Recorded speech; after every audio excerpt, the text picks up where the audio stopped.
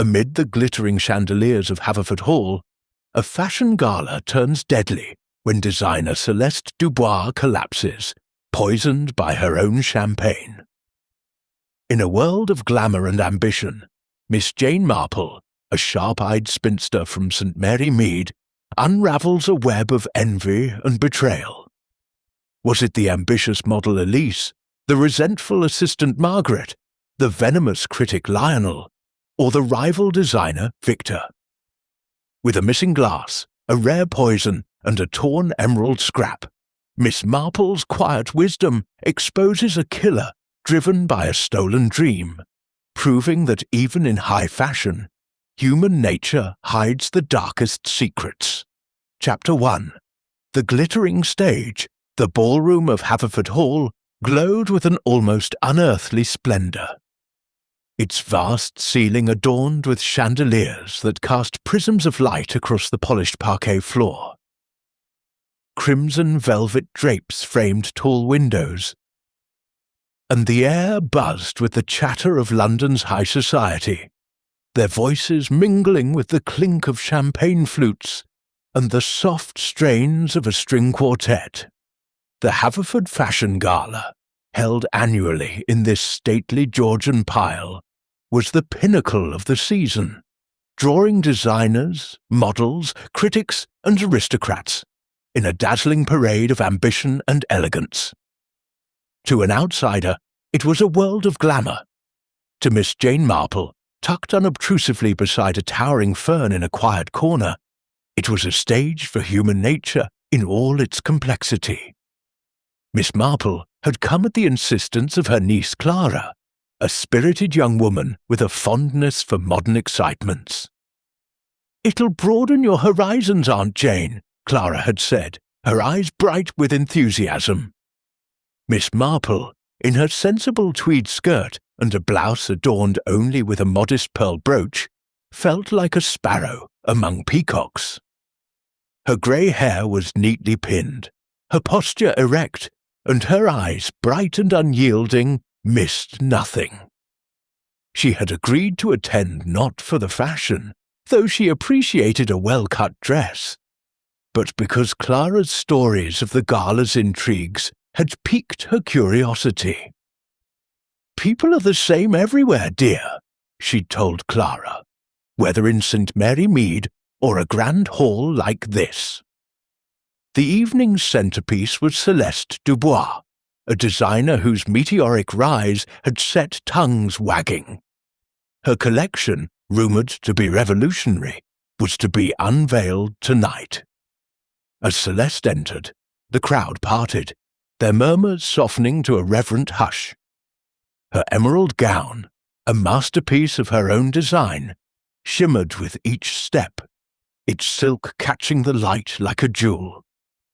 She was in her early 30s, with sharp cheekbones and dark eyes that held both brilliance and unease. Miss Marple noted the faint tension in her smile, the way her fingers tightened around her champagne flute. "She's nervous," Miss Marple murmured to Clara, who sat beside her, engrossed in the spectacle. "Not about her dresses, I think. Something else." The room was alive with undercurrents. Miss Marple's gaze swept over the quay. Figures, each a thread in the evening's tapestry. There was Elise Vane, the statuesque model chosen to showcase Celeste's designs, her blonde hair swept into an elegant chignon. She moved with practiced grace, but her eyes, when they met Celeste's, held a flicker of something, resentment perhaps. Nearby, Margaret Poole, Celeste's assistant, hovered like a shadow, her plain grey dress and pinched expression marking her as out of place among the glittering throng. She clutched a clipboard, her knuckles white, her glances darting toward her employer. Lionel Vance, the critic whose reviews could make or break a career, stood apart, his tailored suit as sharp as his reputation. His thin lips curled in a perpetual half-smile, as if he knew secrets the others did not. And then there was Victor Langston, the rival designer. His angular face set in a mask of polite indifference, though his eyes followed Celeste with an intensity Miss Marple found unsettling. Whispers rippled through the crowd. Clara, ever eager for gossip, leaned closer to her aunt. "They say Lionel's writing a piece that'll ruin Celeste," she whispered. "And Victor's furious. His collection's been overshadowed. Oh, and Elise had a row with Celeste over a dress, right in the studio." Miss Marple nodded, her mind already weaving these fragments into a pattern. In her village, such tensions often simmered beneath polite smiles, only to erupt in unexpected ways. The quartet paused, and Celeste stepped onto a small dais, her gown glowing under the spotlight. The room fell silent as she began her speech, her voice clear but tinged with strain. "Tonight," she said, "we celebrate not just fashion, but art. Art that transforms, that challenges." She raised her champagne flute, her hand trembling slightly. Miss Marple's eyes narrowed. Was it nerves or something more? Celeste took a sip, then faltered, her words trailing off.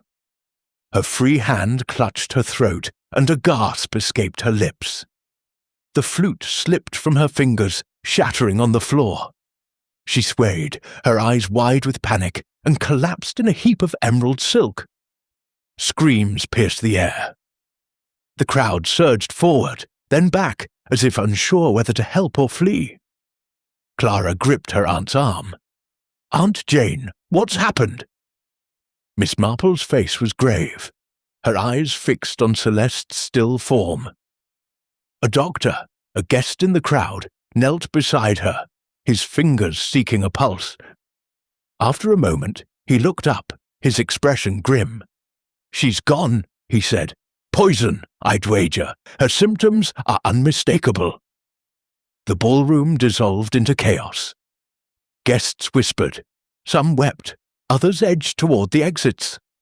Inspector Harrow, a stocky man with a bristling moustache, arrived swiftly with his officers cordoning off the dais.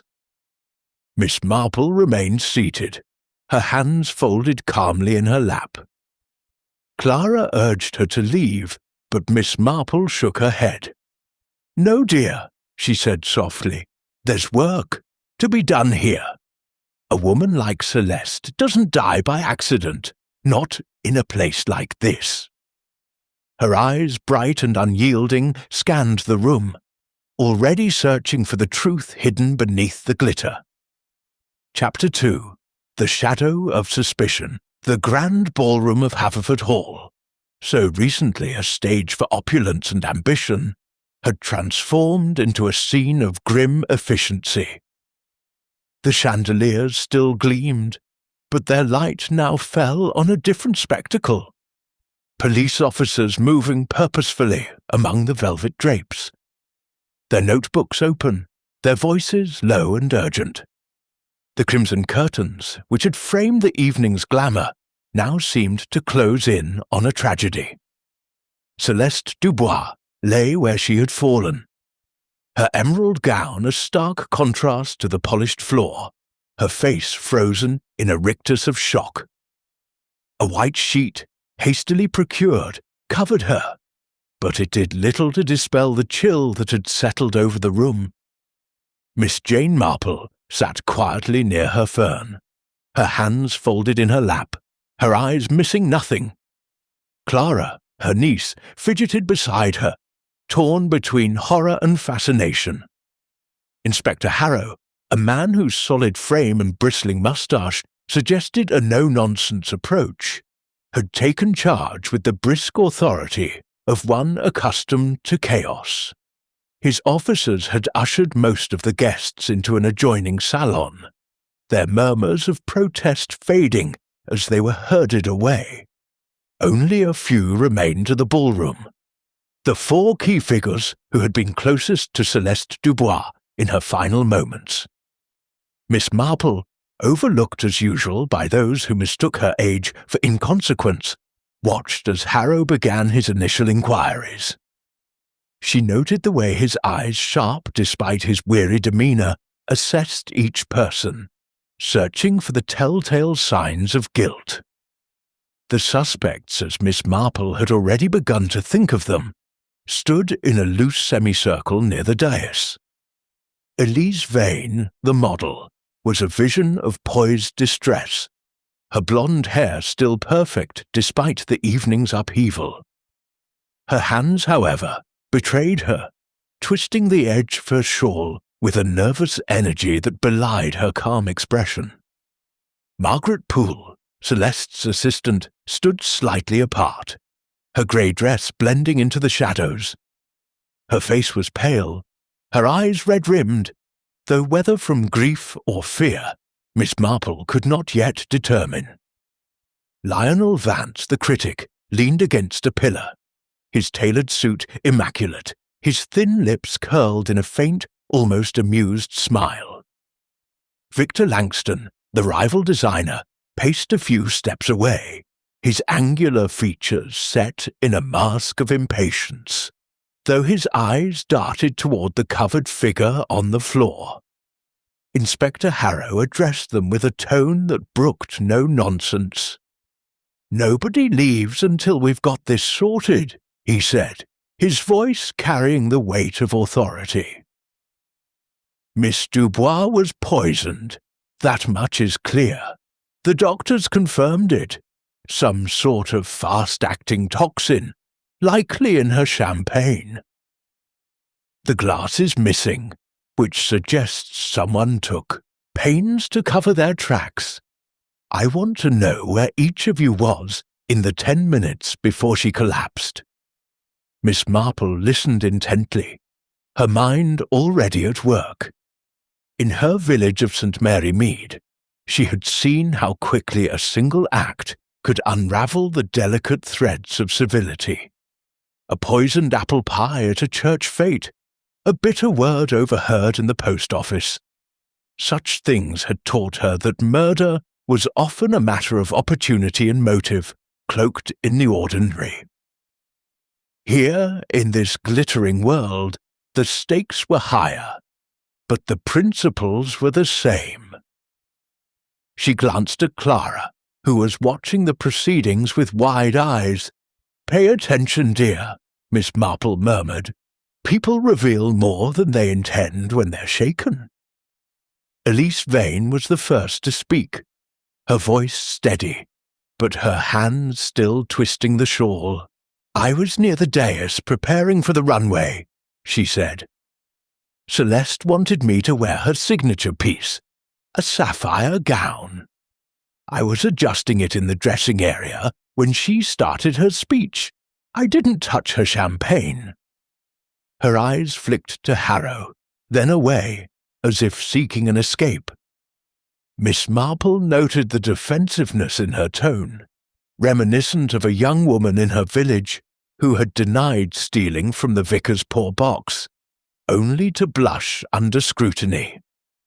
Harrow scribbled in his notebook, "And you saw nothing unusual? Nobody near her glass?"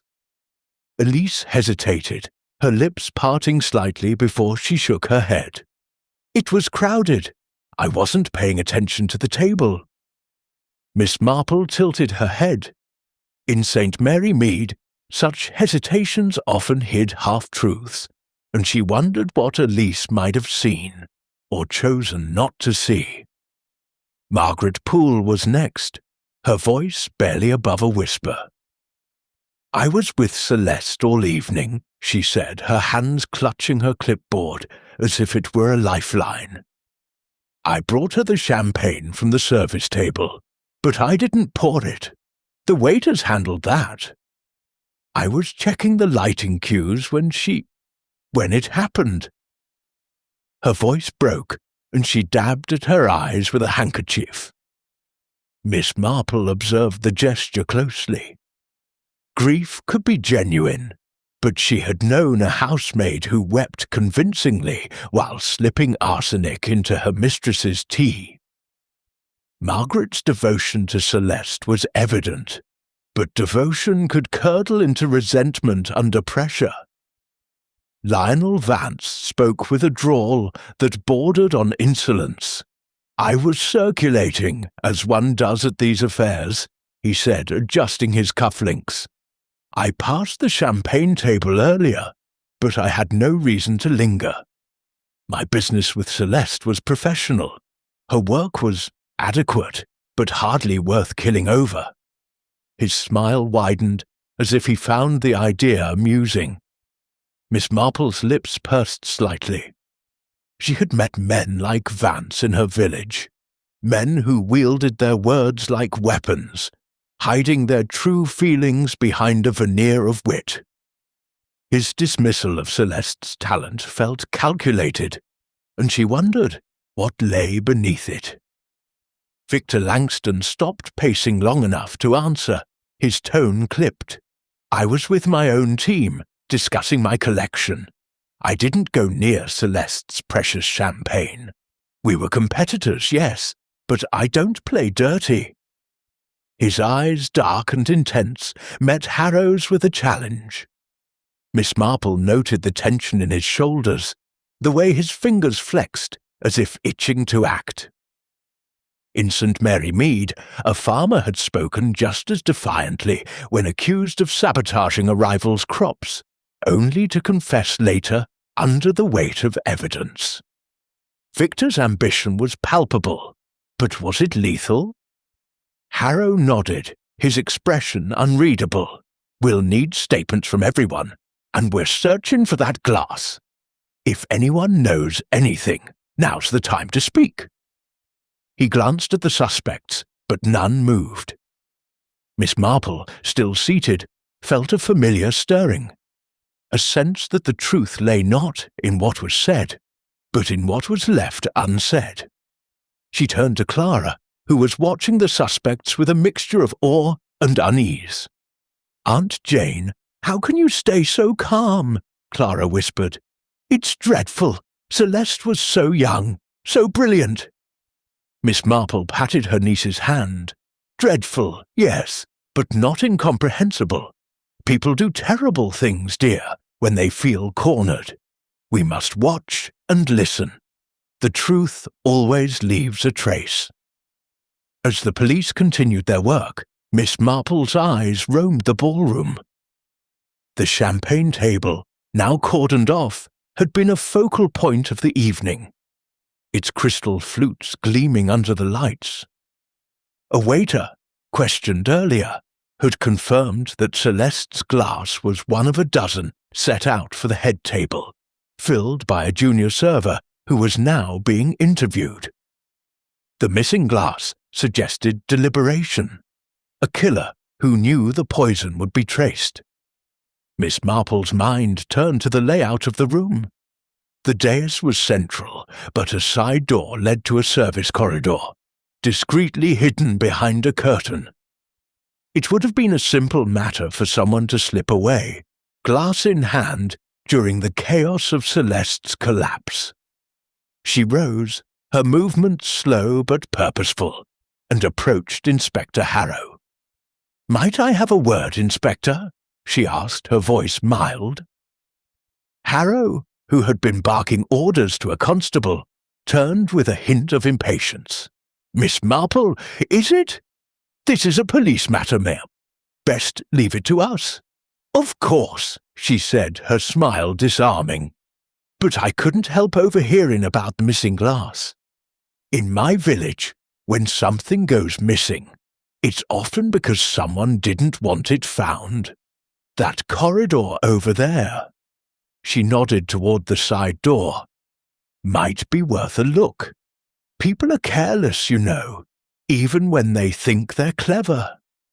Harrow's moustache twitched, but he nodded. "We'll check it. Thank you, ma'am." Miss Marple returned to her seat, satisfied. She had planted a seed, and Harrow, though skeptical, was not a fool.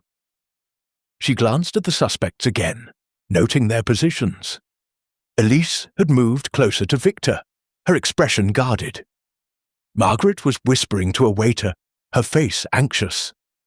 Lionel, still by his pillar, watched them all with that maddening half-smile. Victor resumed pacing, his eyes darting to the side door. Miss Marple filed each detail away, her mind as sharp as the needles in her knitting bag. Clara, sensing her aunt's focus, leaned closer. "You think one of them did it, don't you? But who? They all seem possible." "Possible, yes," Miss Marple replied softly. "But possibility is not proof. We must look for the why as much as the how. In St. Mary Mead, I once knew a woman who poisoned her sister over a shared inheritance. The motive was there, plain as day, once you looked past the tears. Here we have ambition, envy, perhaps betrayal. We shall see." The police began to clear the remaining guests, but Miss Marple declined to leave. "I'll stay, dear," she told Clara. "There's a puzzle here, and I rather like puzzles." Clara protested, but Miss Marple's tone was firm. "Go home, Clara. I'll be along soon. There's no danger now. The danger was for Celeste, and it's done." Reluctantly, Clara left, casting worried glances over her shoulder. As the ballroom emptied, Miss Marple remained, her eyes fixed on the suspects. Elise's hands were still now, but her posture was rigid, as if bracing for a blow. Margaret's clipboard lay abandoned, her gaze distant. Lionel's smile had faded, replaced by a calculating look. Victor's pacing had slowed, but his eyes lingered on the service door. Miss Marple thought of her village, where secrets were hidden in plain sight. Behind a smile, a glance, a careless word. Here, in this glittering world, the stakes were higher, but the game was the same. She rose again, moving toward the service door with the air of an elderly woman seeking fresh air.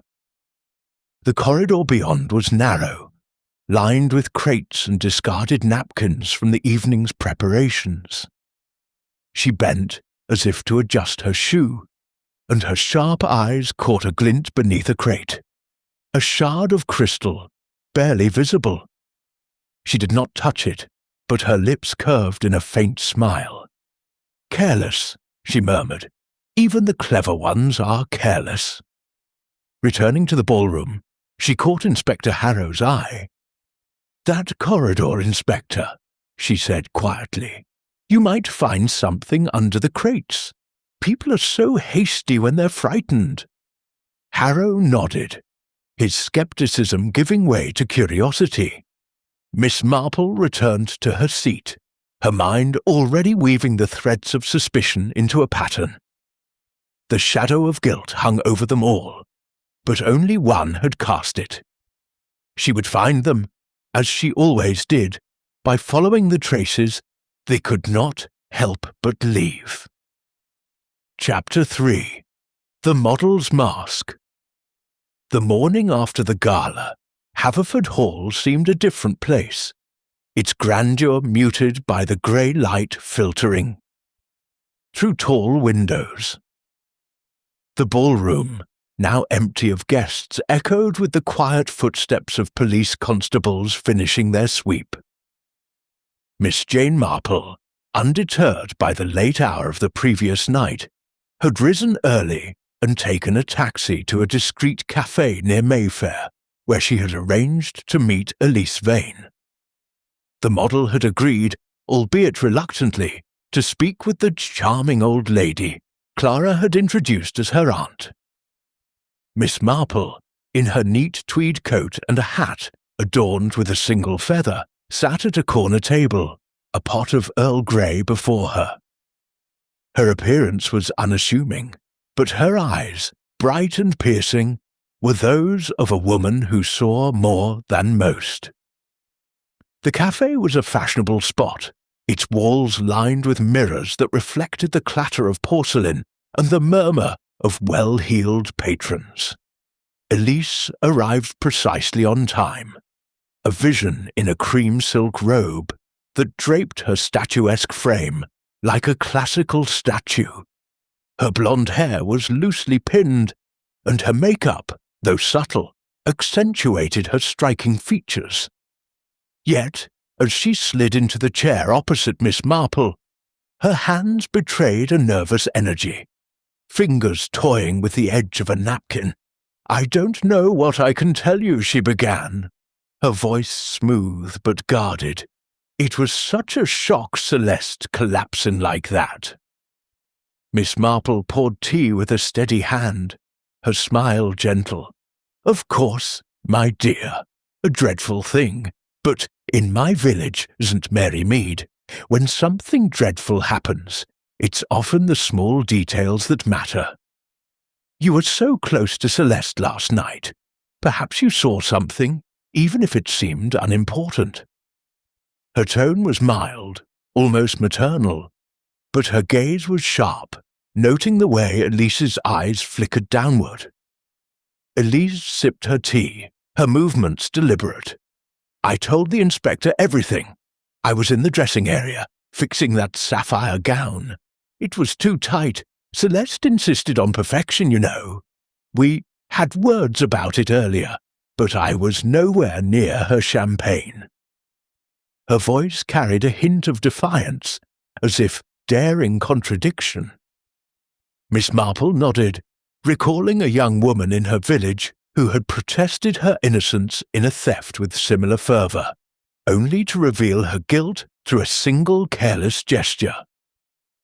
"You quarrelled with Celeste?" Miss Marple asked, her tone one of polite curiosity.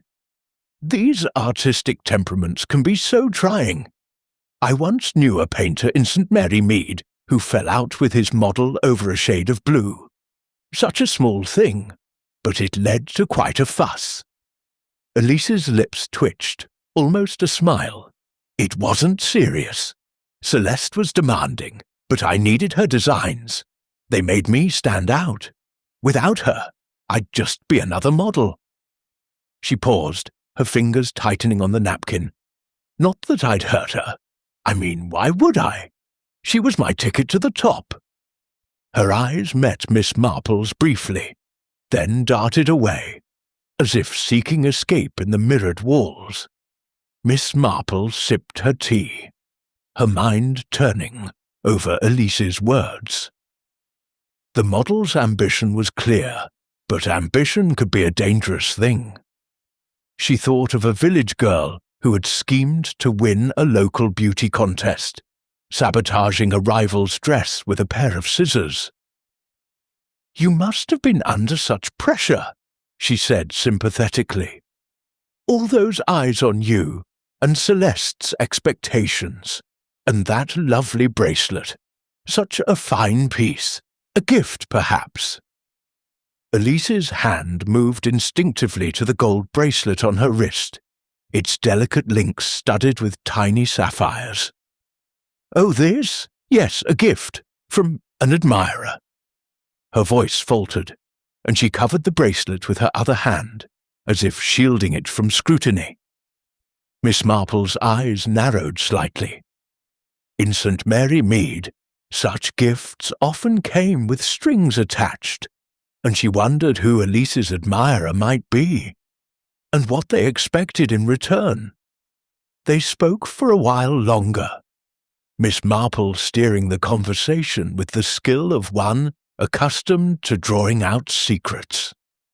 Elise described the gala's frenetic pace, the flurry of preparations, the tension in Celeste's studio. She admitted to overhearing a heated exchange between Celeste and Lionel Vance, the critic, days before the gala. "He called her work derivative," Elise said, her tone bitter. "Celeste was furious. She said he'd pay for it." Miss Marple filed this away, recalling the crumpled note in Lionel's pocket from the previous night. "You'll regret this." Had Celeste's anger pushed someone to act? As Elise spoke, Miss Marple observed her closely. The model's poise was impeccable, but there were cracks. Her nervous fingers, the way her gaze lingered on the door, as if expecting someone. When Miss Marple mentioned the missing champagne glass, Elise's expression tightened, though she quickly masked it with a shrug. "I didn't see it. The table was crowded. People were everywhere." Her words were plausible, but Miss Marple sensed a rehearsed quality, like a line delivered one too many times. The conversation wound down, and Elise rose, citing a fitting appointment. "Thank you for the tea, Miss Marple," she said, her smile polite but strained. "I hope the police find who did this. Celeste didn't deserve it." She left, her silk robe trailing like a whisper, and Miss Marple watched her go, her mind alive with possibilities. Elise's ambition, her quarrel with Celeste, that mysterious bracelet, each was a thread in the tapestry of the crime. In St. Mary Mead, Miss Marple had known a young woman who smiled sweetly while plotting against a rival. Was Elise such a woman? Miss Marple paid the bill and stepped into the crisp morning air, her thoughts turning to the other suspects. Elise had been forthcoming, but only to a point. The model's mask was firmly in place, but masks, Miss Marple knew, could slip. She hailed a taxi, directing it to Celeste's studio, where she hoped to find Margaret Poole. As the cab wove through London's bustling streets, Miss Marple's mind returned to the gala, to the moment Celeste had raised her glass. Elise had been nearby, adjusting her gown, her movements visible in the crowd. Had she been close enough to tamper with the champagne? Or was her nervousness merely the strain of a public tragedy? In St. Mary Mead, Miss Marple had learned that the truth often lay in the smallest details. A glance, a hesitation, a gift unexplained. Elise Vane was a woman with much to gain from Celeste's success, and perhaps more to gain from her absence. As the taxi pulled up to the studio, Miss Marple resolved to keep watching, to listen, to wait for the moment when the model's mask would fall, revealing the truth beneath. Chapter 4. The Assistant's Burden. The narrow street leading to Celeste Dubois' studio was tucked away in a quieter corner of London, where the clamour of Mayfair gave way to cobblestones and ivy-clad buildings.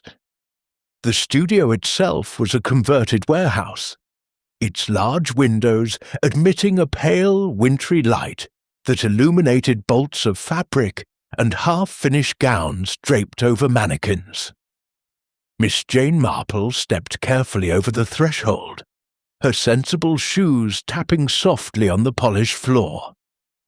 She had telephoned ahead, claiming a wish to offer condolences, and Margaret Poole, Celeste's assistant, had agreed to meet her, though her voice on the line had been weary and strained. Inside, the studio was a study in organized chaos.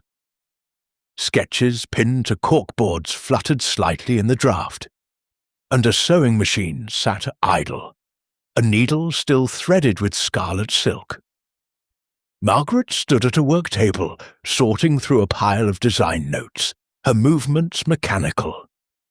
She was a slight woman, perhaps in her late 20s, with mousy brown hair pulled into a tight bun and a face that seemed perpetually drawn. Her grey dress, plain and unadorned, marked her as someone who preferred to fade into the background. Yet, as Miss Marple approached, she noted the assistant's hands, trembling slightly, clutching a pencil as if it were an anchor. "Good morning, Miss Poole," Miss Marple said, her voice warm and unhurried. "I hope I'm not intruding. I was so shaken by what happened at the gala, and I thought perhaps you might like to talk. In my village, St. Mary Mead, we often find comfort in sharing our troubles." Margaret looked up, her eyes red-rimmed and wary. "That's kind of you, Miss Marple," she said, her voice barely above a whisper. "But there's so much to do here. Celeste's work, her collection, it can't just stop." She gestured to the sketches, her fingers brushing a drawing of an elegant gown with a wistful touch. Miss Marple noted the gesture, recalling a young woman in her village who had clung to her late employer's belongings, as if to hold on to a lost purpose. They settled on 2 stools near a window, the light casting shadows across Margaret's pale face.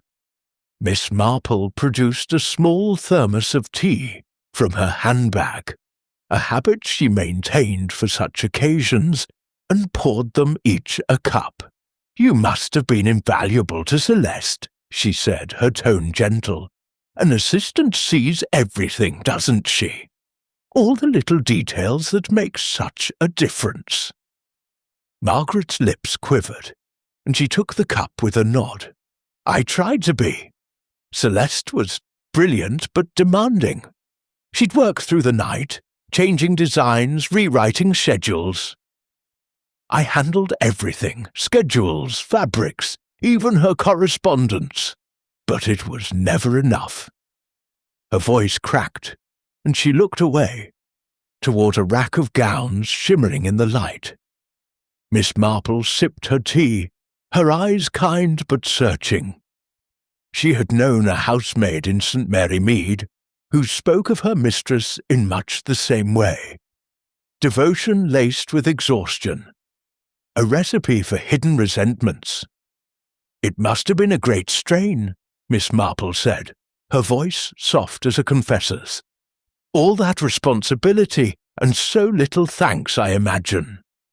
I once knew a girl in my village, a secretary, who worked herself to the bone for a solicitor. She loved her work, but oh, how she longed for a kind word." Margaret's eyes glistened, and she dabbed at them with a crumpled handkerchief. Celeste wasn't unkind, not really. But she was so focused. Everything had to be perfect. The gala was her moment. She'd signed a contract with a Paris fashion house, you know. It was going to change everything. Her voice faltered, and she clutched the handkerchief tighter. I was happy for her, truly. But it meant more work, more pressure. And I wasn't always paid on time. Miss Marple nodded, her expression one of quiet sympathy. That's hard, my dear, to give so much and feel unappreciated. And at the gala, you were so busy, weren't you? I saw you with that clipboard, always near Celeste.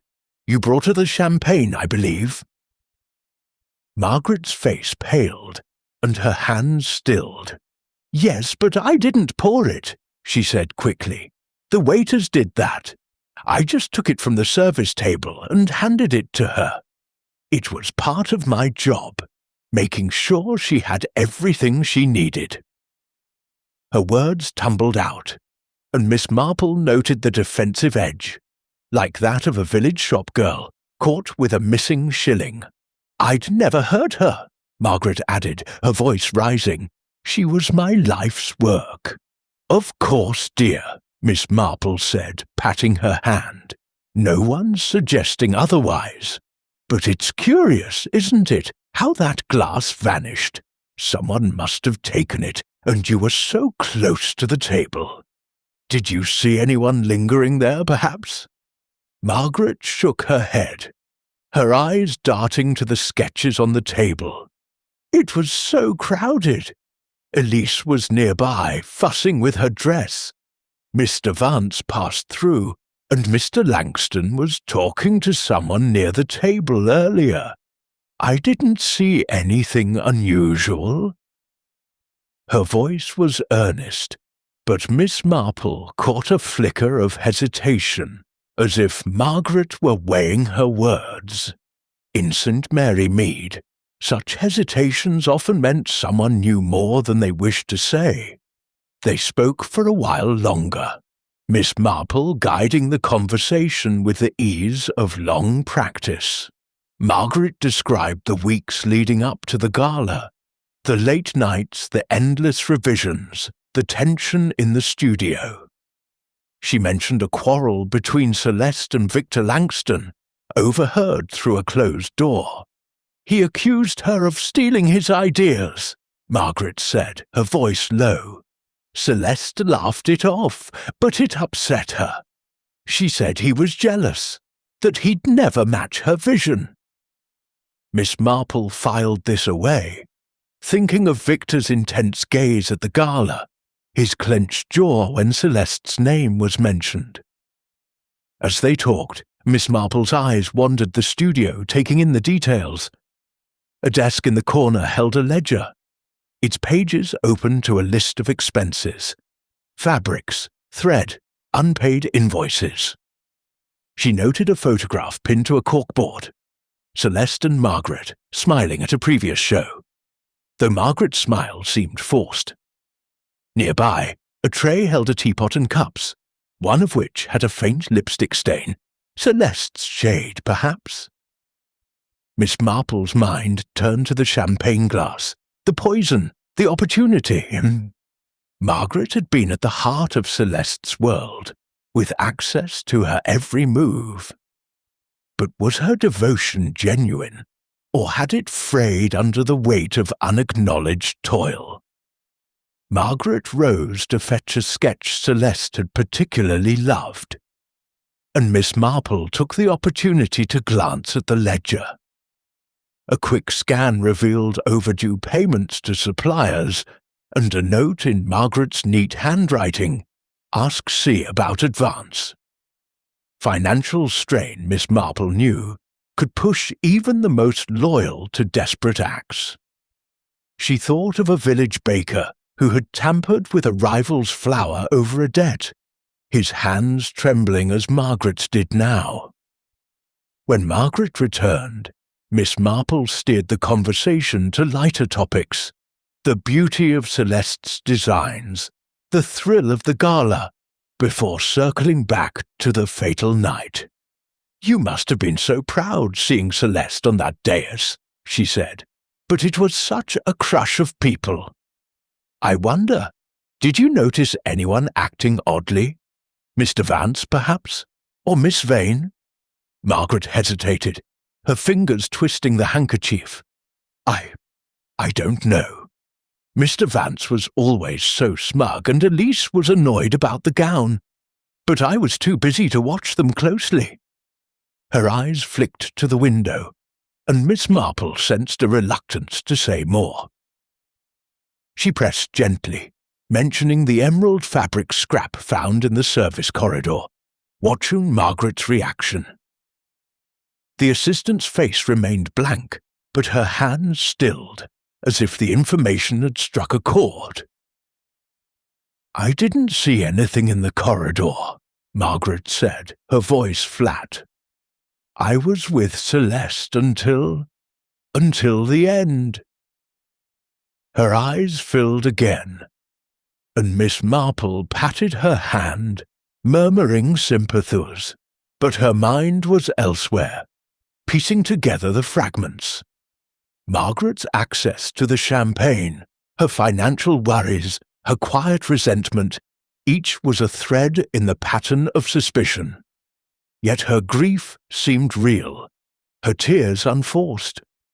Miss Marple thought of a St. Mary Mead widow who had wept for her husband while hiding the poison that killed him. Grief, she knew, could be a mask as much as a truth. As Miss Marple rose to leave, promising to return if Margaret needed a listener, she paused by the door. "You've been so brave, my dear," she said, "but do take care.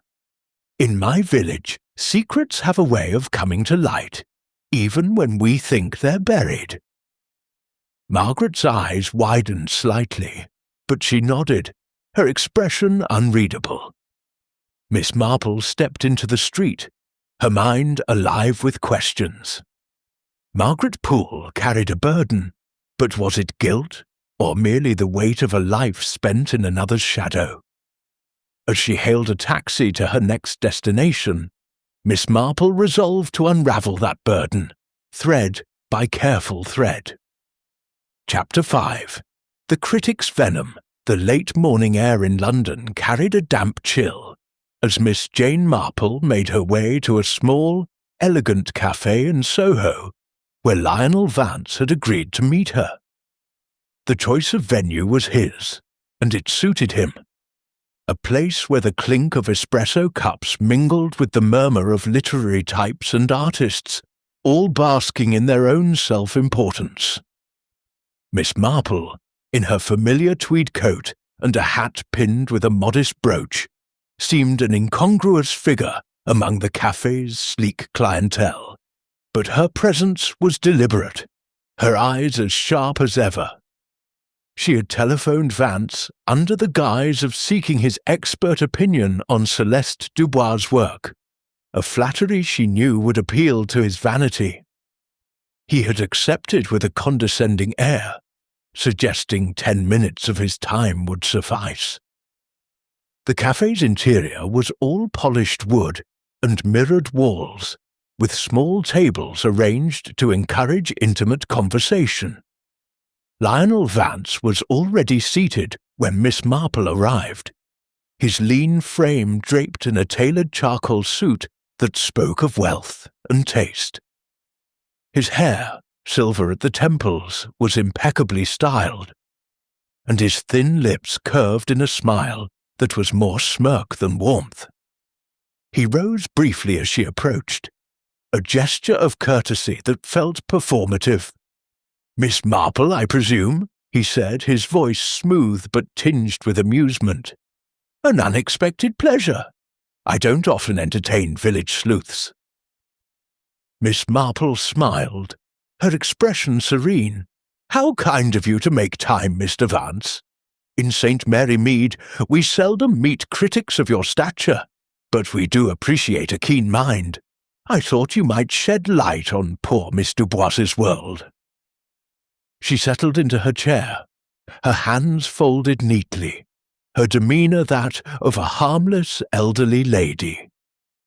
But her eyes, bright and unyielding, missed nothing, the way Vance's fingers toyed with a silver cigarette case, the slight tension in his jaw when Celeste's name was mentioned.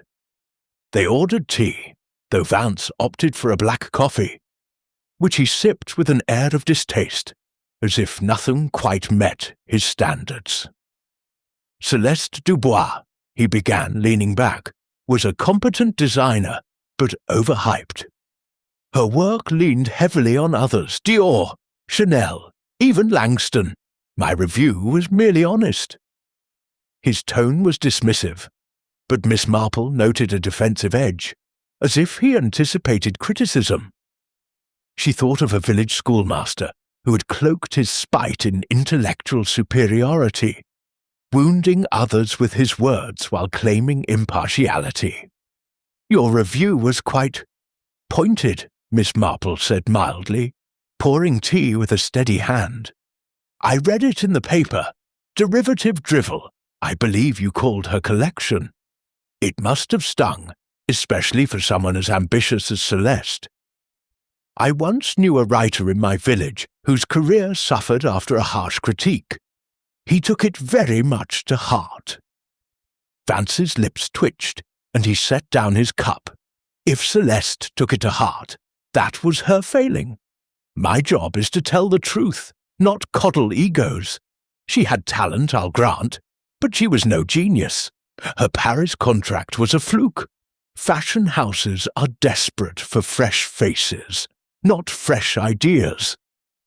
His words were sharp, but Miss Marple caught a flicker of unease in his eyes, quickly masked. She recalled the crumpled note in his coat pocket at the Gala, in Celeste's handwriting, "You'll regret this." What had prompted such a threat? They spoke of the Gala, Miss Marple guiding the conversation with her usual deftness. Vance described his movements with practised ease.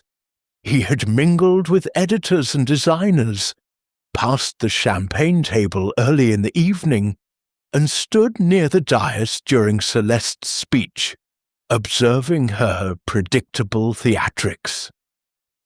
He denied touching her glass, though he admitted to a brief exchange with her earlier that night. "She was upset about my review," he said, shrugging, "called me a parasite. I told her to focus on her work, not my words." His smile was cold, and Miss Marple thought of a saint. Mary Mead Gossip, whose sharp tongue had driven a young woman to despair. Words, she knew, could be as deadly as poison. "You must see so much in your work," Miss Marple said, her tone admiring. "All the rivalries, the ambitions. I imagine you hear things others miss. Did you notice anything odd that night? Someone near Celeste's glass, perhaps? Or an argument that stood out?"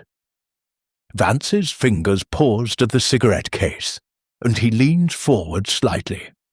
"The gala was a circus, as always. Elise Vane was fussing with her dress, as usual. Vain creature. Margaret Poole was scurrying about like a frightened mouse. Langston was skulking near the service table, probably plotting his comeback. But I didn't see anyone tamper with the champagne, if that's what you're fishing for."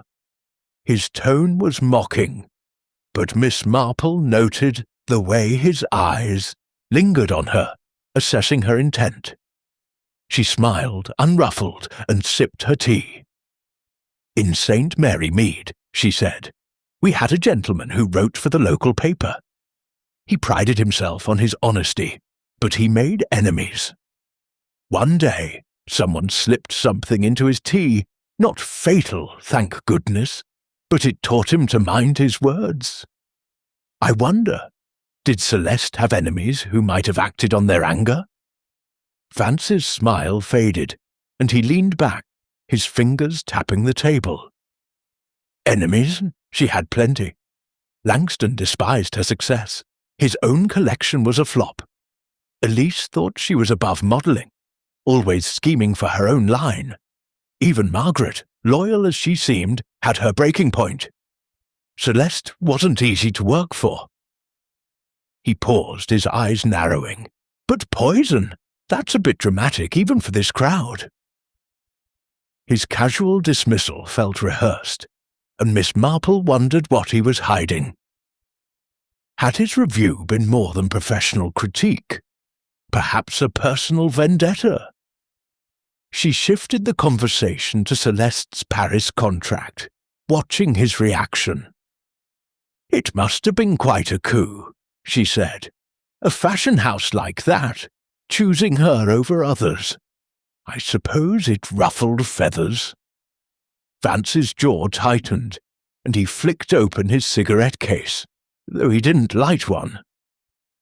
"It was a publicity stunt. Celeste's designs were flashy, not groundbreaking. Langston should have had that contract. He's got more originality, even if his execution's lacking." His words held a grudging respect for Victor, and Miss Marple filed it away. Was Vance's disdain for Celeste genuine, or was it a cover for something deeper? She thought of the note again, its threatening tone. Had Vance crossed a line that Celeste couldn't forgive? As they talked, Miss Marple's eyes wandered to Vance's hands, long manicured fingers that moved with precision.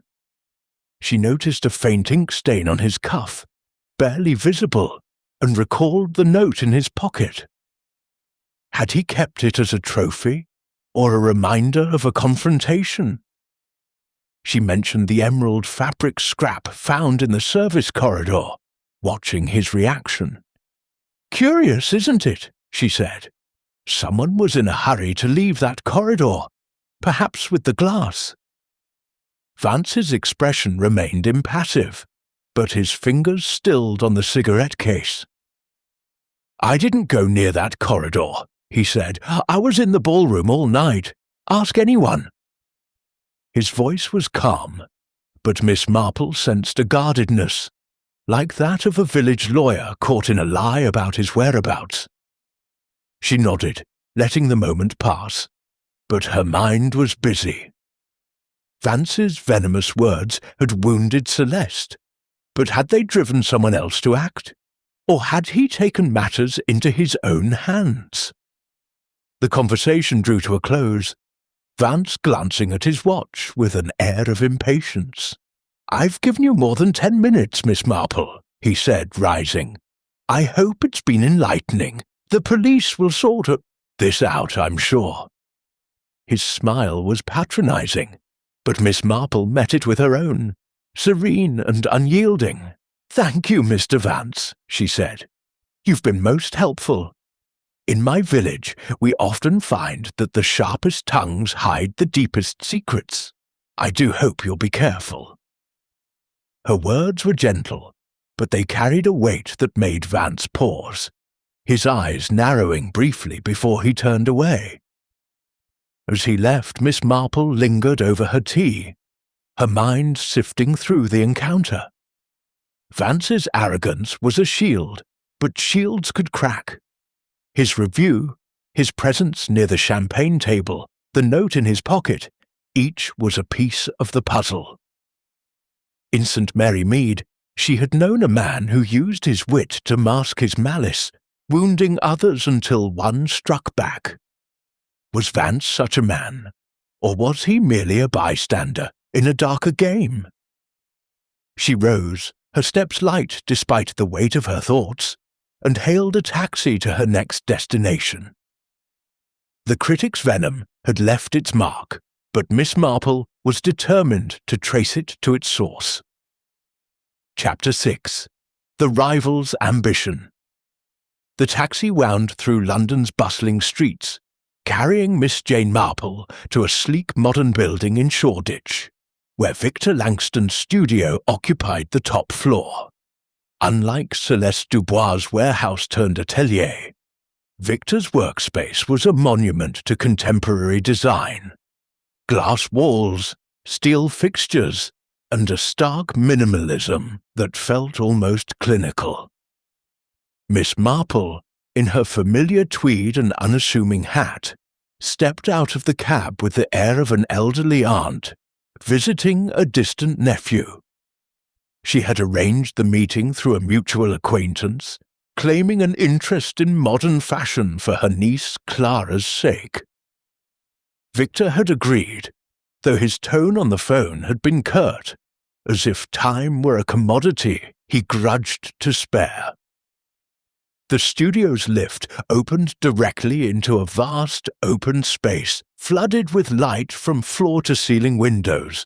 Racks of avant-garde garments lined one wall, angular silhouettes in bold monochromes, a stark contrast to Celeste's flowing, jewel-toned creations. Victor stood at a drafting table, sketching with sharp, precise strokes, his angular face set in concentration. He was in his late 30s, with dark hair swept back and eyes that held a restless intensity. His assistant, a young man with a nervous demeanour, ushered Miss Marple in, then retreated to a corner to sort fabric samples. "Miss Marple?" Victor said, looking up with a forced smile. "An unexpected visitor. I don't often entertain traditionalists." His tone carried a hint of mockery, but Miss Marple met it with her usual serenity, her eyes bright and observant. "How kind of you to see me, Mr. Langston," she said, settling into a chair he gestured toward. "My niece Clara is quite taken with fashion, and your work is so bold. In St. Mary Mead, we don't see such daring designs, but I find them fascinating. You must have been proud at the Gala, even with poor Miss Dubois' tragedy." Victor's smile tightened, and he set down his pencil. The Gala was a circus as always. Celeste's death was fortunate, but I was focused on my own collection. I didn't have time to watch her theatrics." His voice was clipped, and Miss Marple noted the way his fingers flexed, as if suppressing a stronger emotion. She thought of a saint. Mary Mead Farmer, fiercely protective of his land, whose rivalry with a neighbour had led to a slashed fence and whispered threats. They spoke over coffee, black and bitter, served in angular mugs that matched the studio's aesthetic. Miss Marple steered the conversation with her usual finesse, beginning with innocuous questions about Victor's designs. He warmed slightly, describing his vision of disrupting the predictable, but his enthusiasm faltered when Celeste's name arose. "She had a knack for spectacle," he said, his tone grudging, but her work was derivative. She leaned on others' ideas, mine included. His eyes darkened, and Miss Marple caught a glimpse of something raw, anger perhaps, or wounded pride. "You felt she borrowed from you?" Miss Marple asked, her voice gentle but probing. "In my village, we had 2 bakers who quarrelled over a recipe. Such disputes can cut deep, especially when success is at stake." Victor's jaw tightened, and he leaned forward, his voice low. "It wasn't just borrowing. She took a concept I'd shared in confidence, a structural silhouette I'd been developing for years. Next thing I know, her collection's lauded for innovation. She got that Paris contract because of it."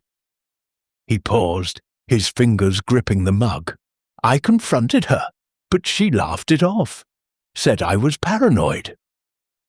His bitterness was palpable, and Miss Marple noted it, recalling a village craftsman whose stolen design had driven him to sabotage a rival's work. She sipped her coffee, her expression one of quiet sympathy.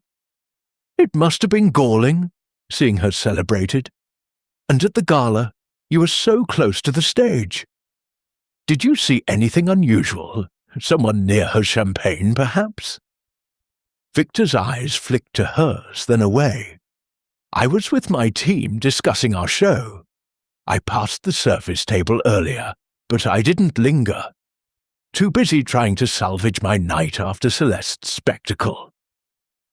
His tone was dismissive, but Miss Marple caught a fleeting tension in his posture, like a man bracing for a blow. She thought of the gala, where Victor had been seen near the champagne table, his movements purposeful. Had he been close enough to tamper with Celeste's glass? They spoke of the gala's chaos, the crowded ballroom, the flurry of waiters, the spotlight on Celeste.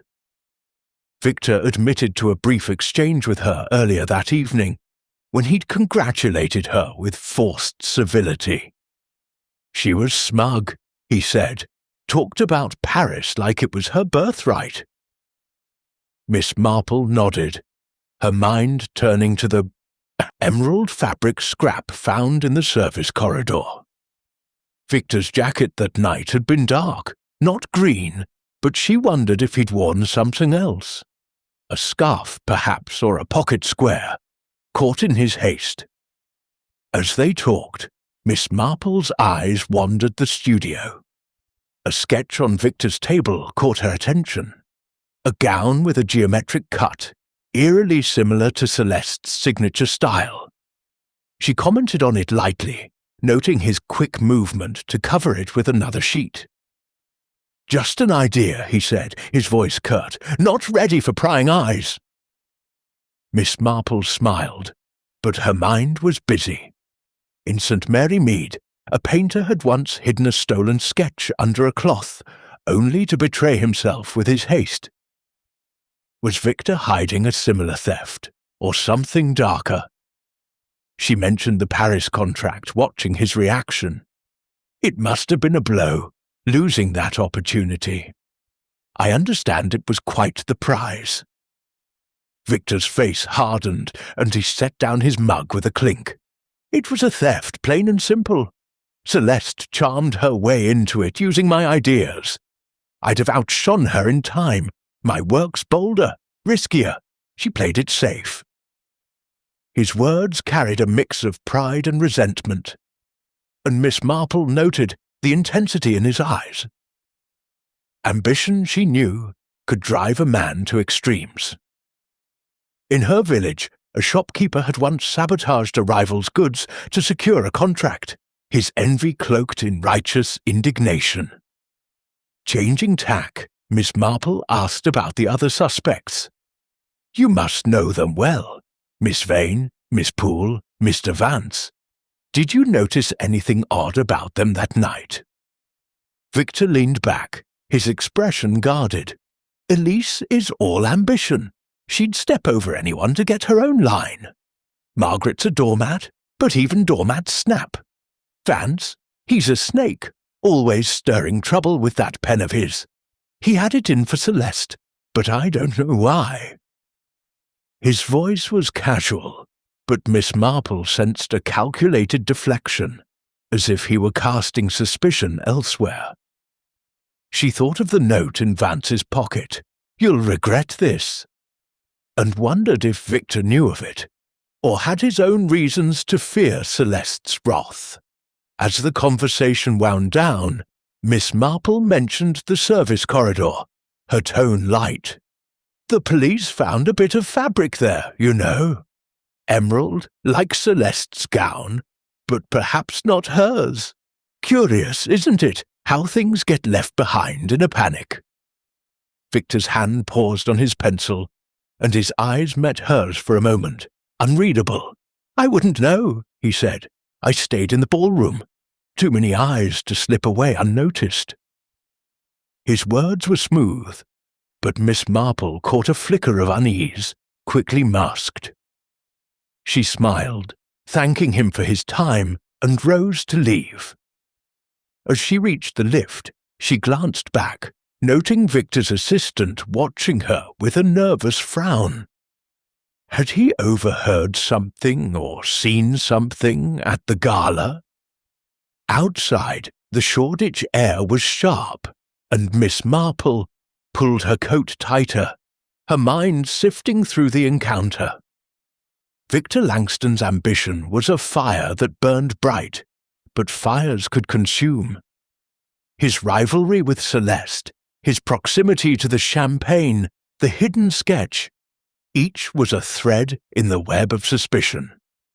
In St. Mary Mead, she had known a gardener whose jealousy led to a poisoned rosebush, his anger hidden behind a calm facade. Was Victor such a man, his ambition twisted into murder? As she hailed a taxi, Miss Marple resolved to trace the threads further, knowing that ambition, like all passions, left traces for those who knew where to look. Chapter 7. Threads of Evidence.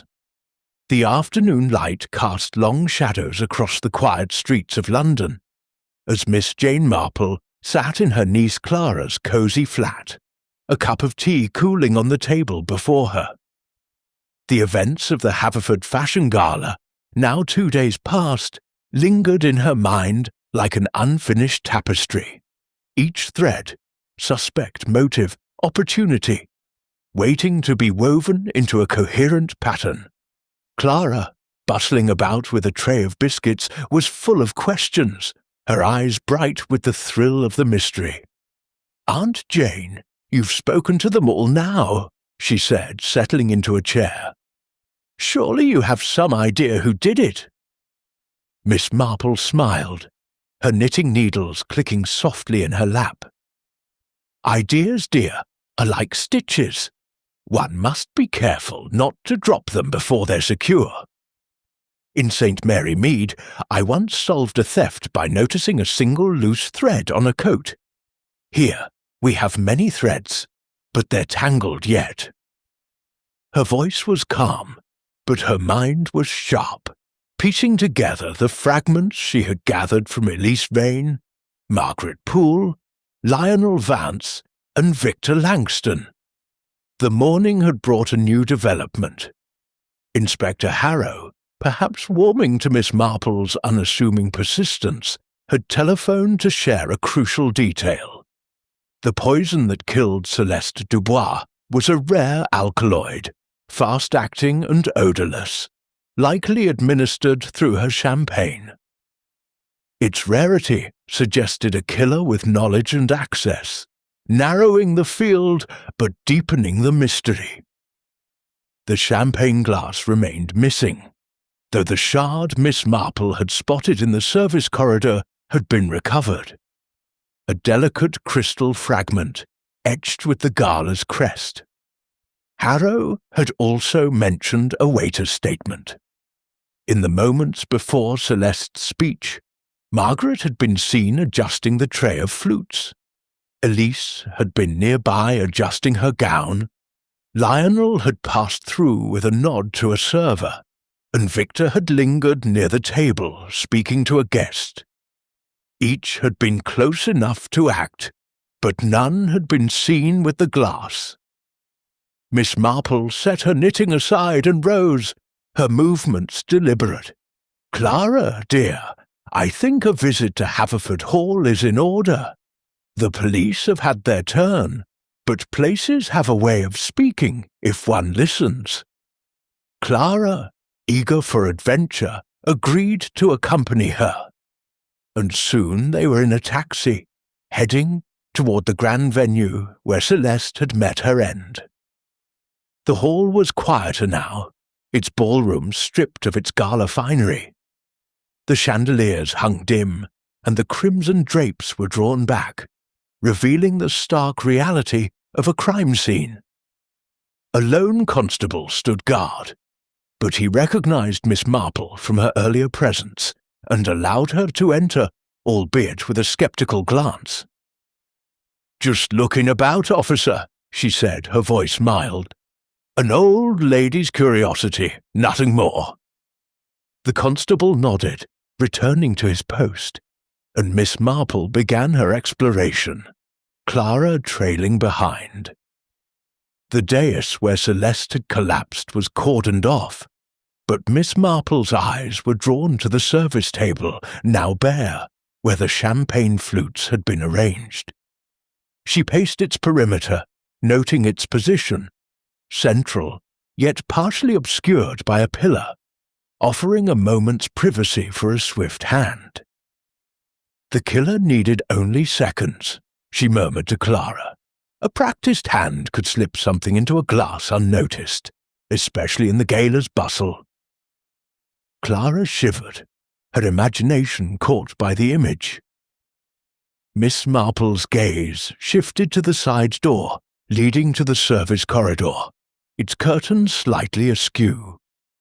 She stepped through, her steps careful, and examined the narrow passage.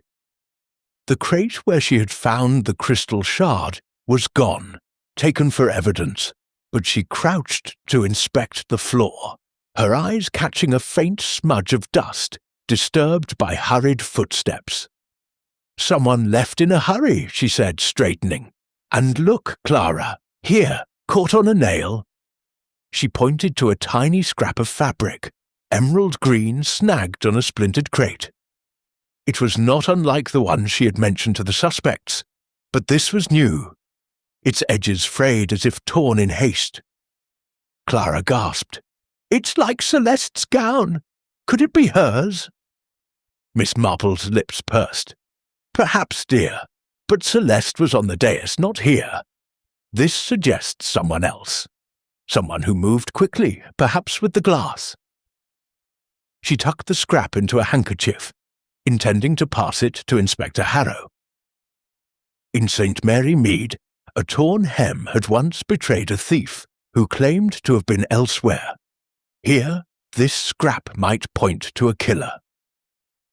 They returned to the ballroom, where Miss Marple paced the layout, reconstructing the gala in her mind. The service table, the dais, the corridor, all were within a few steps of each other, a perfect stage for a discreet act. She recalled the suspects' positions. Elise, adjusting her sapphire gown near the table. Margaret, handling the tray.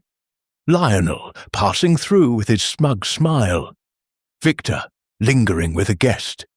Each had opportunity, but the alkaloid's rarity suggested intent, not impulse.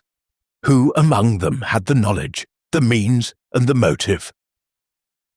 Back at Clara's flat, Miss Marple spread her notes on the table, her knitting abandoned for the moment. She reviewed her conversations, searching for patterns. Elise's ambition and mysterious bracelet hinted at hidden alliances. Margaret's financial strain and quiet resentment suggested a breaking point. Lionel's venomous review and the threatening note pointed to a personal grudge. Victor's rivalry and stolen sketch burned with professional jealousy. Yet the alkaloid was the key, a poison not easily acquired, requiring access to chemical suppliers or specialized knowledge. "Clara, dear," Miss Marple said, her voice thoughtful, "in my village we had a chemist who mixed his own remedies. Once, a rare substance went missing, and it led us to a young man with a grudge. I wonder if any of our suspects have such expertise." Clara, flipping through a fashion magazine, looked up. "Victor studied chemistry before design, didn't he? I read it in a profile. He switched careers after a scandal, something about a failed experiment." Miss Marple's eyes brightened. "Did he now? That's most interesting." She recalled Victor's intensity, his quick deflection when asked about the corridor. A chemical background could explain the alkaloid, but it didn't exclude the others. Elise might have connections through her admirer. Margaret, with access to Celeste's contacts, could have procured it. Lionel's wealth and influence opened many doors.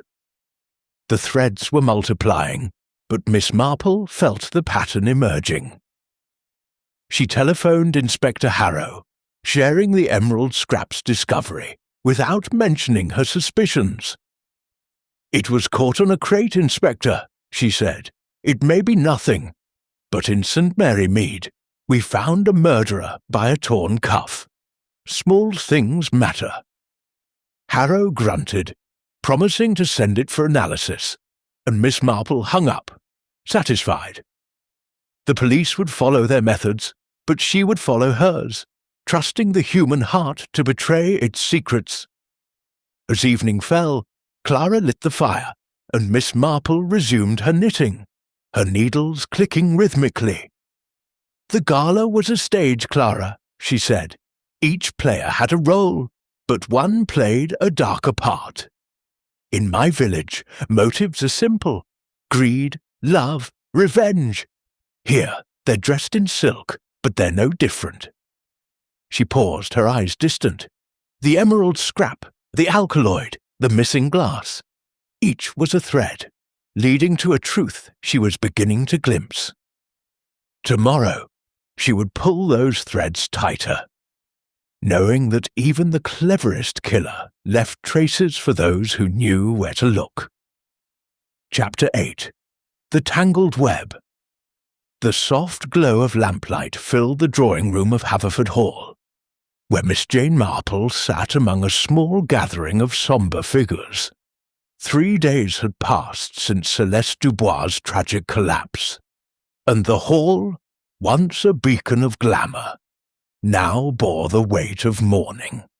Miss Marple had proposed a memorial gathering, ostensibly to honour Celeste, but her true purpose was to observe the suspects together, their interactions revealing what words might conceal. Inspector Harrow had approved, sensing the old lady's knack for stirring truths, though he remained in the background, his notebook at the ready. Clara, ever eager, hovered near her aunt, her eyes darting between the guests. The room was intimate, its walls adorned with sombre portraits rather than the gala's crimson drapes. A long table held a modest spread, sherry, sandwiches, and a vase of white lilies, their scent heavy in the air. The four suspects were present. Elise Vane, poised but pale in a black dress that clung to her like a second skin. Margaret Poole, her hands clasped tightly, her grey suit as unassuming as ever. Lionel Vance, lounging with a glass of sherry. Authors, Agatha Christie. XAI. The soft glow of lamplight filled the drawing room of Haverford Hall, where Miss Jane Marple sat among a small gathering of sombre figures. 3 days had passed since Celeste Dubois' tragic collapse, and the hall, once a beacon of glamour, now bore the weight of mourning. Miss Marple had proposed a memorial gathering, ostensibly to honour Celeste, but her true purpose was to observe the suspects together, their interactions revealing what words might conceal. Inspector Harrow had approved, sensing the old lady's knack for stirring hidden truths, though he remained in the background, his notebook at the ready. Clara, ever eager, hovered near her aunt, her eyes darting between the guests. The room was intimate, its walls adorned with sombre portraits rather than the Gala's crimson drapes. A long table held a modest spread, sherry, sandwiches, and a vase of white lilies, their scent heavy in the air. The four suspects were present. Elise Vane, poised but pale in a black dress that clung to her like a second skin. Margaret Poole, her hands clasped tightly, her grey suit as unassuming as ever. Lionel Vance, lounging with a glass of sherry, his tailored coat immaculate, but his smile less assured than before. And Victor Langston, standing stiffly by a window, his dark eyes restless. Miss Marple, in her familiar tweed and a shawl draped over her shoulders, seemed a gentle relic among them. But her gaze was sharp, cataloguing every glance, every gesture. She rose, her voice soft but carrying. "Thank you all for coming," she said. "In my village, St. Mary Mead, we find comfort in remembering those we've lost. Celeste was a brilliant woman, and I thought we might share a few words about her." Her tone was warm, but her eyes flicked between the suspects, noting their reactions. Elise's lips tightened, Margaret's hands trembled, Lionel's smile flickered, and Victor's jaw clenched. The air was thick with unspoken tensions, and Miss Marple felt the familiar thrill of a puzzle nearing its solution. Elise spoke first, her voice steady but rehearsed. "Celeste was a genius. Her designs gave me a chance to shine. I'll always be grateful." Her words were polished, but she avoided Margaret's gaze, standing slightly apart, as if distancing herself. Miss Marple noted the rigidity in her posture, reminiscent of a village girl who had spoken warmly of a rival while hiding her envy. Margaret followed, her voice barely audible. "She was my everything. I worked for her, believed in her. I still can't believe she's gone." Her eyes filled, but she glanced at Elise with a flicker of something, resentment perhaps. Miss Marple recalled a St. Mary Mead maid who had wept for her mistress while nursing a private grudge. Margaret's devotion was evident, but was it untainted? Lionel Vance raised his glass, his tone dry. "To Celeste, a talent, if not a revolutionary. Her loss is a shock, but fashion moves on." His words drew a faint scowl from Victor, and Miss Marple noted the critic's detachment, like a village gossip who feigned indifference while sowing discord. The note in his pocket, "You'll regret this," loomed in her mind. Had his review sparked more than professional rivalry? Victor spoke last, his voice clipped. Celeste was a competitor. Her work was notable, but she took what wasn't hers. Still, no one deserves that end. His eyes met Miss Marple's briefly, then slid away, and she sensed his struggle to mask his bitterness. In St. Mary Mead, a farmer had spoken similarly of a rival, his words polite, but his heart seething. Victor's ambition, she knew, could be a dangerous fuel. As the sherry flowed, Miss Marple steered the conversation, her questions gentle but probing. She mentioned the emerald fabric scrap from the service corridor, watching their faces. "The police found it near a crate," she said, her tone casual. "Such a curious thing, so like Celeste's gown, yet not quite. It suggests someone was in a hurry, perhaps with that missing glass." Margaret paled, her fingers tightening on her glass. Elise's eyes narrowed, and she shifted away from the group. Lionel's smile froze, his hand pausing mid-gesture. Victor's face remained impassive, but his foot tapped briefly, a telltale sign of unease. Miss Marple filed each reaction away, her mind weaving the threads of suspicion. Clara, playing her part, circulated with the sherry decanter, her ears sharp for any stray remark. As she passed Elise, she overheard a whispered phone call in the hallway. "It's done! She's gone! No, I can't talk now!" Clara relayed this to Miss Marple in a hushed moment, her eyes wide. Aunt Jane, could Elise have meant Celeste? Miss Marple nodded thoughtfully, recalling a village girl whose whispered words had betrayed her role in a theft. The phrase was ominous, but in St. Mary Mead, such words sometimes hid innocent meanings, a debt paid, a task completed. Still, Elise's secrecy warranted scrutiny. Miss Marple turned the conversation to Celeste's Paris contract, a topic sure to stir tensions. "It was such a triumph for her," she said. "I understand it caused quite a stir. Mr. Langston, you must have been disappointed with your own bold designs." Victor's eyes flashed, but he shrugged. "I'll get my chance. Celeste's contract was a fluke. She charmed her way in." His tone was bitter, and Miss Marple noted Elise's quick glance at him, as if gauging his mood.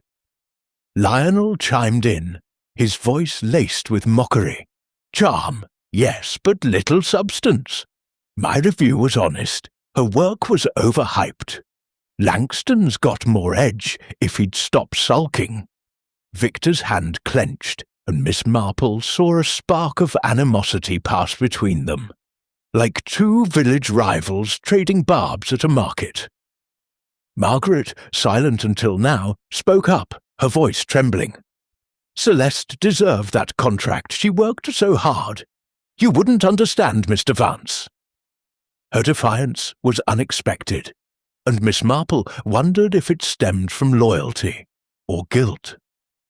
As the evening wore on, the suspect's interactions grew more revealing. Elise avoided Margaret, brushing past her when offered a sandwich. Margaret, in turn, seemed desperate to speak, her eyes following Elise with a mix of fear and frustration. Lionel baited Victor with sly comments about his missed opportunity, while Victor responded with icy politeness, his eyes never leaving the critic for long. Miss Marple watched it all, her mind turning over the clues, the alkaloid poison, the missing glass, the emerald scrap, Elise's whispered call, the note in Lionel's pocket, Victor's stolen sketch, Margaret's financial strain. Each was a strand in a tangled web, but the pattern was emerging. Before the gathering dispersed, Miss Marple rose, her voice gentle but firm. "In St. Mary Mead, we often find that tragedies bring out the truth, however painful. Celeste's death was no accident, and someone here knows more than they've said.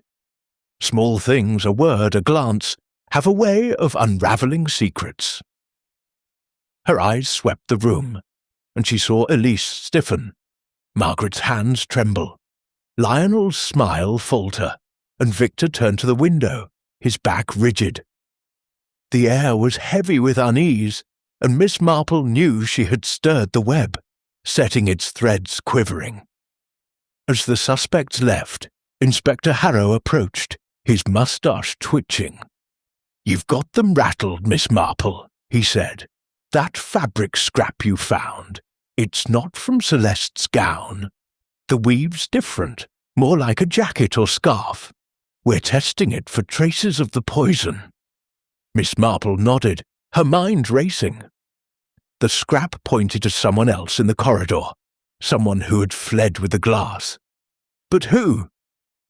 Back at Clara's flat, Miss Marple sat by the fire, her knitting needles idle. "It's a tangled web, Clara," she said, her voice soft. "But webs are woven by design, and every thread leads somewhere.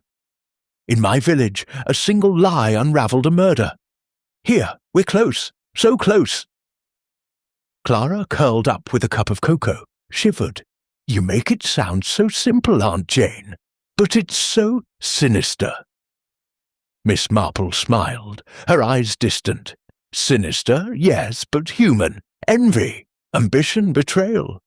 They're the same in St. Mary Mead as in a grand hall. Tomorrow we'll pull a few more threads." She picked up her needles, the click resuming its steady rhythm, as her mind wove the clues into a pattern only she could yet see. Chapter 9. The Hidden Motive. The morning mist hung low over London, softening the edges of the city's rooftops. As Miss Jane Marple sat at Clara's dining table, her notes spread before her like a patchwork quilt. The memorial gathering at Haverford Hall had tightened the threads of suspicion, and now, with a fresh pot of tea at her elbow, she sifted through the clues, her mind as sharp as the needles in her knitting bag. Clara, still in her dressing gown, peered over her aunt's shoulder, her curiosity undimmed by the early hour. "You've got that look, Aunt Jane," she said, pouring herself a cup, "like you're unravelling something. What did you see last night?" Miss Marple's eyes twinkled, though her expression remained serene. "People, dear, are like books. Open them carefully, and you find the story they don't mean to tell. In St. Mary Mead, I once caught a poacher because he couldn't resist boasting about his game. Our suspects are boasting too, in their silences and glances." She tapped a page in her notebook, where she had jotted observations from the gala, the interviews, and the memorial. The alkaloid poison, the emerald fabric scrap, Elise's whispered phone call, Lionel's threatening note, Victor's stolen sketch, Margaret's financial strain. Each was a piece of the puzzle, but the motive, the why, remained elusive. Determined to dig deeper, Miss Marple decided to pursue a new lead: Celeste's Paris contract, the glittering prize that had stirred such envy. She telephoned a contact at the fashion house, a kindly editor she had met through Clara, and learned a startling fact. The contract had not only elevated Celeste, but had also included a clause excluding other designers from consideration for a year. This, Miss Marple realized, would have crushed Victor Langston's hopes, as his avant-garde style was a direct rival. The editor also mentioned a rumor. Lionel Vance had been paid to write his scathing review, though by whom was unclear. "Money," Miss Marple murmured to Clara, "is a powerful motive. In my village, a man once sabotaged a rival's crops for a handful of pounds." Armed with this, Miss Marple turned her attention to the suspects' backgrounds. She enlisted Clara to visit the local library, where back issues of fashion magazines and society columns might reveal hidden connections. Clara returned with a stack of clippings, her eyes wide. "Aunt Jane, you won't believe this. Elise has been meeting with a wealthy investor. some mysterious figure backing her own fashion line.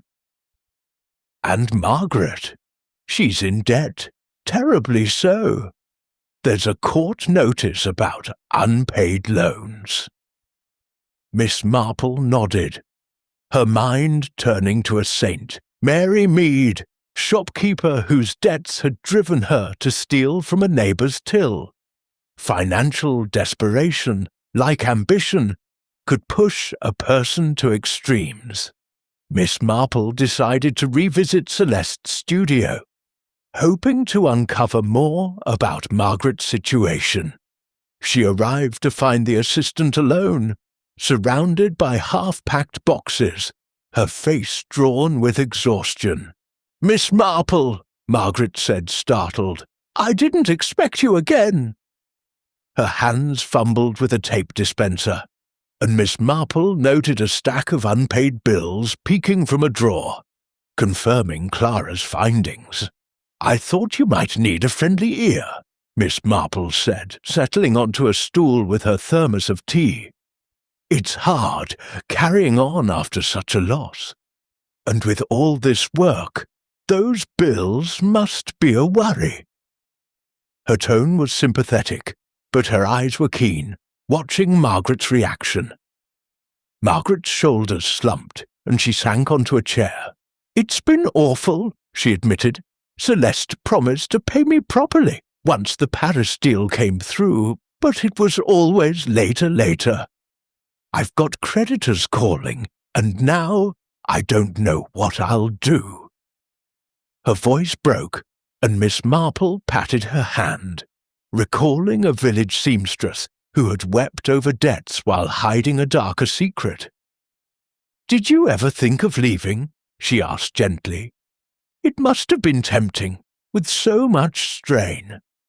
Margaret shook her head fiercely. "Never.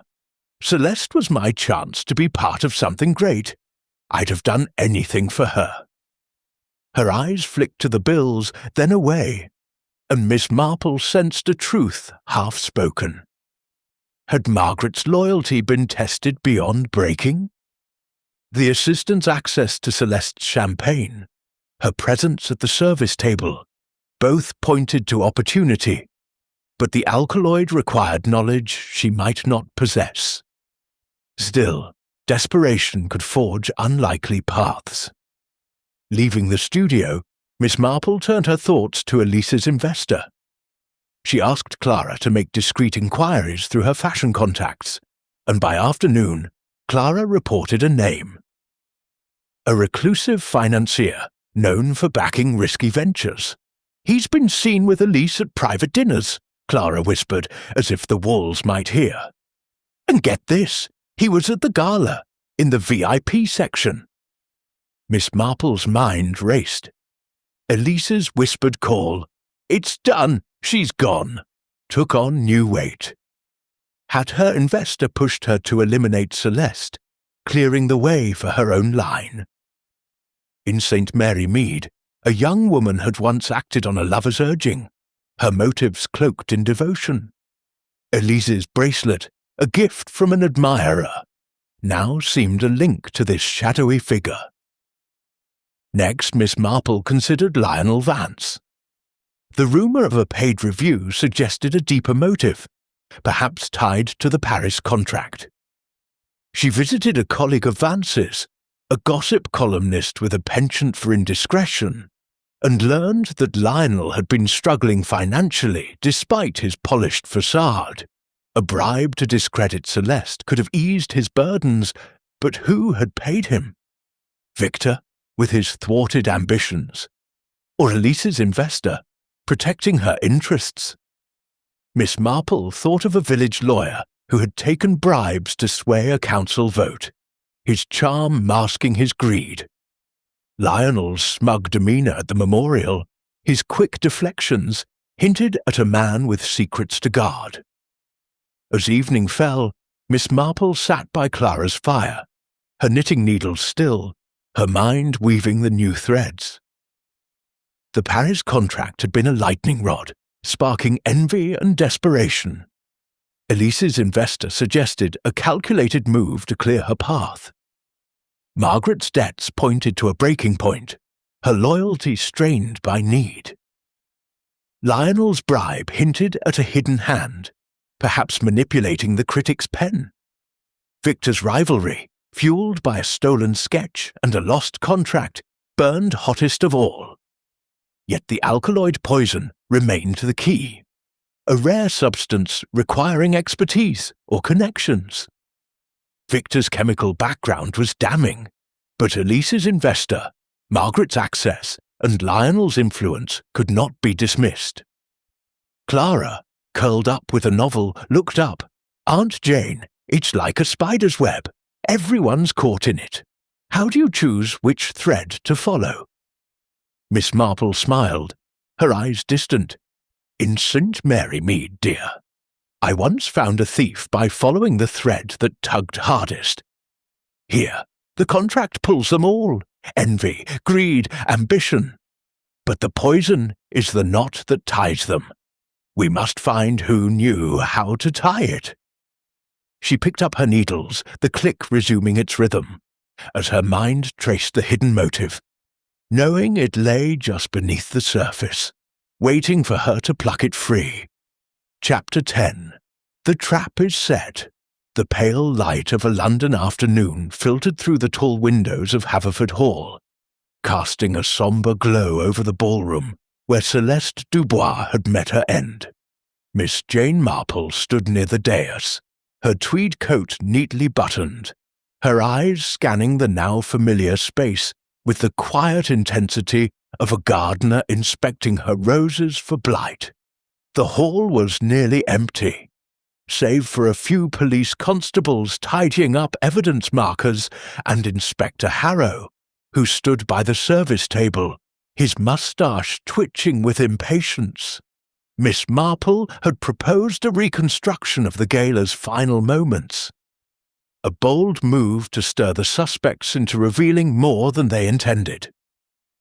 Harrow had agreed, albeit with a grumble, sensing that the old lady's unassuming manner had a way of unsettling even the most guarded. Clara, standing beside her aunt, was barely containing her excitement. "Aunt Jane, it's like a play," she whispered. "Do you really think this will make the killer slip up?" Miss Marple's lips curved in a faint smile. "In St. Mary Mead, dear, I once caught a thief by asking him to retrace his steps through the vicarage garden. He tripped over his own lies. People betray themselves when they're forced to act." Her voice was calm, but her mind was alight, weaving the threads of the case.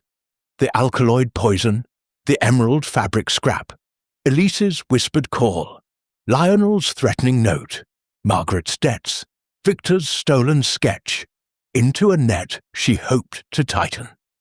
The four suspects arrived, their expressions a mix of reluctance and curiosity. Elise Vane swept in, her black dress replaced by a tailored navy ensemble, her blonde hair pinned tightly, as if to armour herself against scrutiny.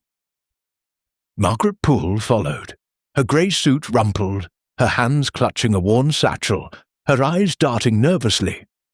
Lionel Vance sauntered in, his tailored coat pristine, but his usual smirk was tempered by a wary glance. Victor Langston entered last, his angular face set in a scowl, his movements brisk, as if eager to be done with the charade. Miss Marple noted their postures, their glances, recalling a St. Mary Mead fete, where a guilty villager had revealed himself by avoiding the scene of his crime. Inspector Harrow took charge, his voice gruff. "We're here to retrace the 10 minutes before Miss Dubois' collapse. Each of you will show us where you were, what you did. No deviations. Miss Marple suggested this, and I'm inclined to see what shakes loose." His eyes flicked to her, a mix of skepticism and grudging respect. The suspects exchanged glances, Elise's lips tightening, Margaret's hands trembling. Lionel's fingers adjusting his cufflinks, Victor's jaw clenching. The air was taut, and Miss Marple felt the web of suspicion quivering. She stepped forward, her voice mild but clear.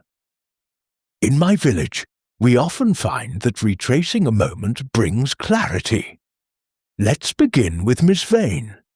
You were near the dais, were you not, adjusting your gown?" Elise nodded, her movements graceful but stiff, and walked to a spot near the service table, where a stand-in tray of flutes had been placed. "I was here," she said, her voice steady. "The sapphire gown was too tight. I was checking the hem."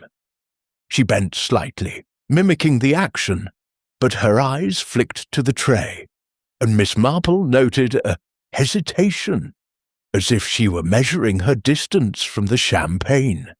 Margaret was next, her steps faltering as she approached the table.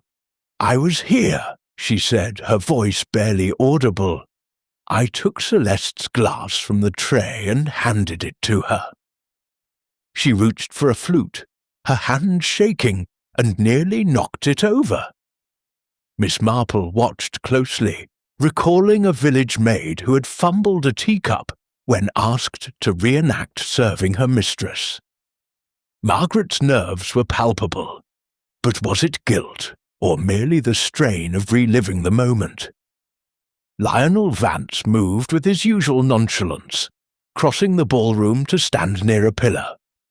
"I was mingling," he said, his tone dry. "I passed the table earlier, but I was here when Celeste spoke." He leaned against the pillar, his posture relaxed, but Miss Marple caught a fleeting glance toward the service, corridor door, its curtain slightly ajar. In St. Mary Mead, a shopkeeper had betrayed his theft by glancing at a hidden stash. Was Lionel's glance a similar tell? Victor Langston strode to the service table, his movements sharp. "I was here, talking to a buyer," he said. "I didn't touch the champagne. My team was waiting for our cue." He gestured toward the far side of the room, but his eyes lingered on the table, and Miss Marple noted the tension in his hands, as if resisting an urge to move. She thought of a village farmer who had stood too close to a sabotaged fence, his proximity betraying his deed. As the reenactment unfolded, Miss Marple produced a prop, a crystal flute, not the missing one, but a close match, borrowed from the hall's collection. "The police haven't found Celeste's glass," she said, holding it up, her voice conversational. "But suppose it looked like this. It's curious, isn't it, how it vanished? Someone must have taken it to that corridor." She set the glass on the tray, watching their faces. Elise's eyes narrowed, her fingers tightening on her purse. Margaret gasped softly, her hand flying to her mouth. Lionel's smile flickered, his fingers pausing on his cufflinks. Victor's gaze locked on the glass, his face unreadable, but his foot tapped once, then stilled. Miss Marple continued, her tone light. "The poison was clever, an alkaloid so rare. It needed knowledge, planning. And that emerald scrap in the corridor, perhaps a jacket, a scarf. In St. Mary Mead, we caught a poacher by a torn sleeve. Small things betray us." She paused, letting the words hang. Elise shifted uncomfortably, her hand brushing her navy coat. Margaret's eyes darted to the corridor door, her face pale. Lionel adjusted his posture, his smile returning but strained. Victor turned abruptly, muttering about a forgotten appointment, and moved toward the corridor door. Miss Marple exchanged a glance with Harrow, who nodded slightly. She followed Victor at a discreet distance, her steps soft but purposeful. The corridor was as she remembered. Narrow, lined with crates, the air stale. Victor paused near the spot where the emerald scrap had been found, his eyes scanning the floor, as if searching for something lost. Miss Marple cleared her throat, her voice gentle. "Looking for something, Mr. Langston? It's easy to misplace things in a panic, isn't it?" Victor spun, his face a mask of irritation. "Just stretching my legs, Miss Marple. This is a waste of time." His voice was sharp, but his eyes betrayed a flicker of alarm. Miss Marple smiled, undeterred.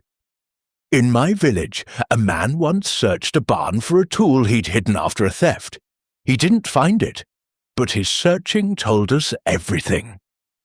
Victor's jaw tightened, and he brushed past her, returning to the ballroom. Miss Marple lingered, noting a faint scuff mark on the floor, as if a crate had been moved recently. She filed it away, her mind turning over Victor's haste, his chemical knowledge, his rivalry. Back in the ballroom, the reenactment concluded, the suspects dispersing with murmured excuses. Harrow approached Miss Marple, his voice low. "That glass rattled them, ma'am, and Langston's moved to the corridor. Suspicious. The lab's testing that scrap for poison traces. Anything else you noticed?" Miss Marple's eyes twinkled. "Only that people are careless under pressure, Inspector. In St. Mary Mead, a liar's haste betrayed him. Here, someone's haste will do the same." She glanced at the suspects as they left. Elise, her poise fraying. Margaret, her hands trembling. Lionel, his smirk brittle. Victor, his steps too quick. The trap had been set, and the web was tightening. Miss Marple knew the killer was close to stumbling, and she would be there to catch them when they did. Chapter 11. The Confession. The narrow service corridor of Haverford Hall was dimly lit, its air heavy with the scent of dust and forgotten crates. Miss Jane Marple stood just inside the doorway, her tweed coat a quiet contrast to the stark surroundings. The reconstruction of the gala's fatal moments had unsettled the suspects, and Victor Langston's abrupt retreat to this corridor had drawn her like a moth to a flame. Inspector Harrow waited nearby, concealed behind a stack of crates, his presence a silent assurance as Miss Marple prepared to pull the final thread in the web of suspicion. Her eyes, bright and unyielding, fixed on Victor as he paced near the spot where the emerald fabric scrap had been found, his movements betraying a restlessness she had seen before in St. Mary Mead, a man cornered by his own secrets. Victor's angular face was taut, his dark eyes scanning the floor as if seeking something lost. Miss Marple stepped forward, her voice gentle but firm, like a village elder addressing a wayward parishioner. "Mr. Langston, it's a curious place to linger, this corridor. In my village, I once found a man searching a hedgerow for a tool he'd used in a theft. He thought he'd hidden his tracks, but they always show, don't they?" Victor froze, his hand tightening into a fist. "I'm not looking for anything, Miss Marple," he said, his voice sharp but unsteady. "I needed air. This whole charade, your reconstruction, it's absurd." His eyes flicked to the crates, then back to her, and Miss Marple noted the faint sheen of sweat on his brow, a telltale sign of nerves. She tilted her head, her expression one of mild curiosity. Absurd, perhaps, but revealing. The police found that emerald scrap here, you know, not from Celeste's gown, but from a jacket, perhaps. And the alkaloid poison, such a rare choice. It takes knowledge, doesn't it? The kind you might have from your days studying chemistry, before you turn to design. Her words were soft, but they landed like stones, each one chipping at Victor's composure. His jaw clenched, and he took a stepped back, his shoulder brushing a crate. "You're fishing, old lady," he said, but his voice lacked conviction. "I told you. I was with my team at the gala. I didn't touch her champagne." His eyes darted to the corridor's exit, as if calculating an escape, and Miss Marple thought of a saint. Mary Mead Poacher, who had bolted when confronted, only to trip over his own guilt. She pressed on, her tone unchanged. "It was the Paris contract, wasn't it?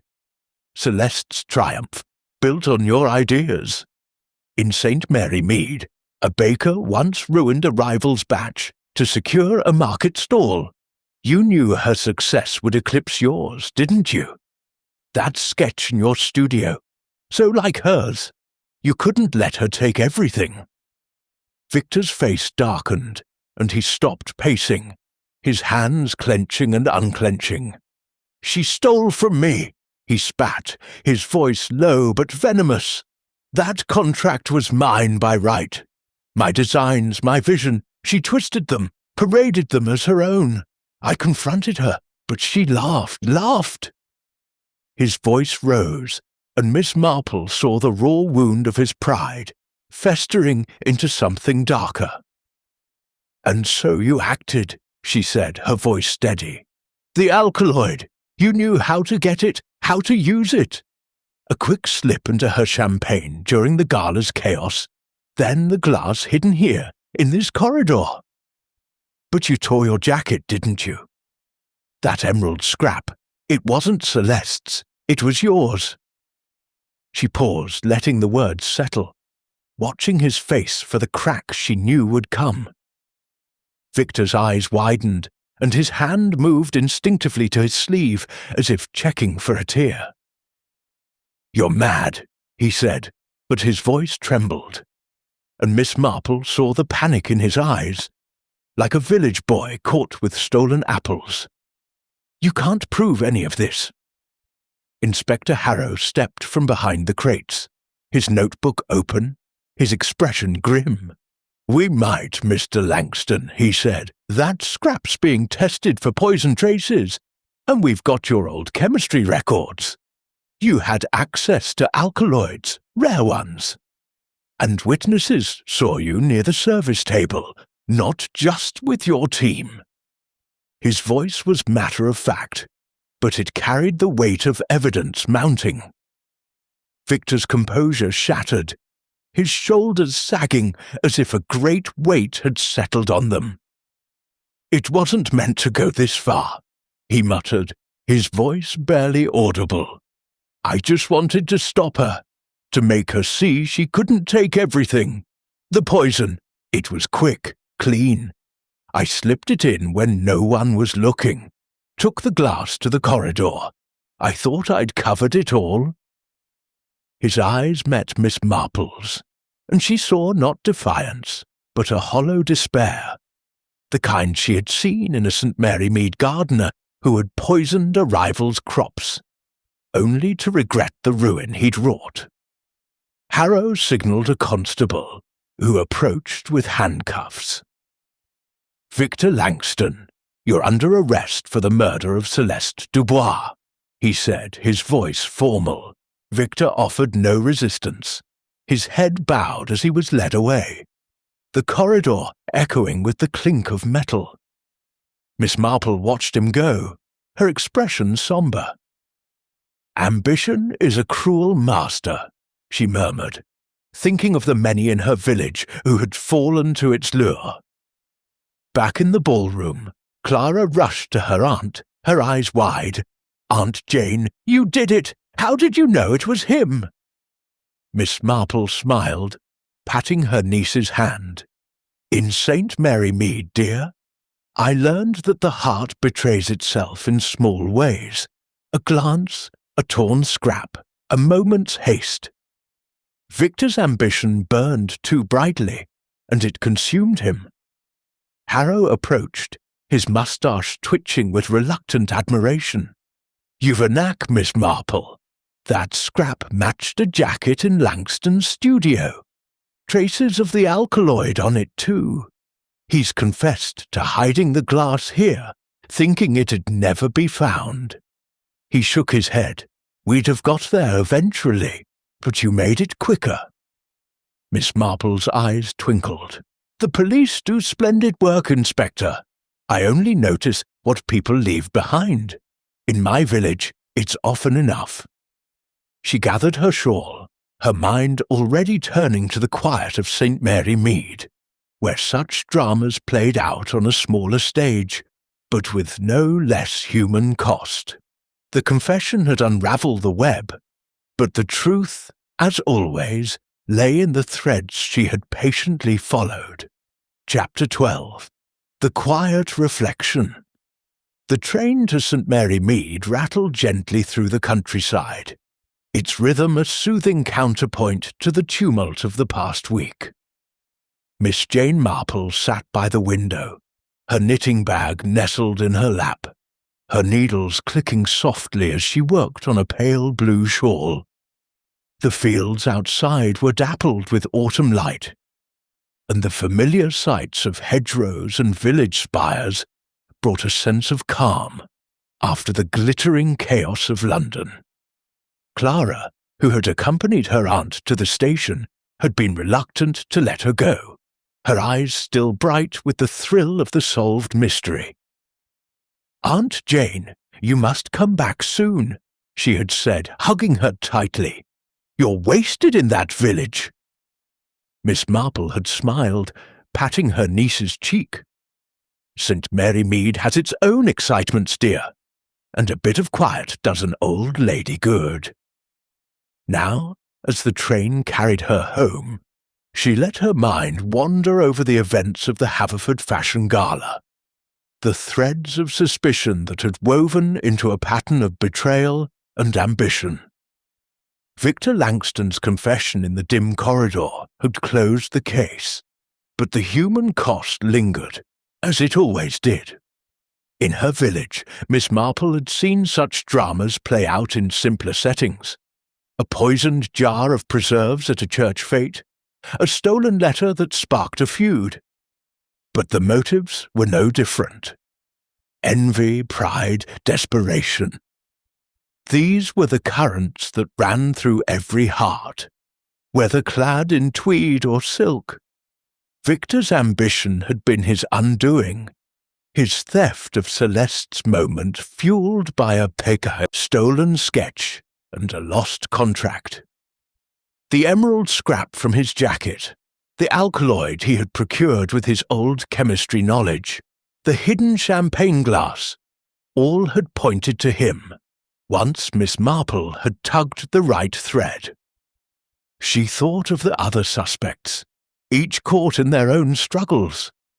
Elise Vane, with her whispered phone call and mysterious investor, had been poised to launch her own line, but her ambition, while fierce, had not crossed into murder. Margaret Poole's debts and quiet resentment had made her a figure of suspicion, but her loyalty to Celeste, though strained, had held firm.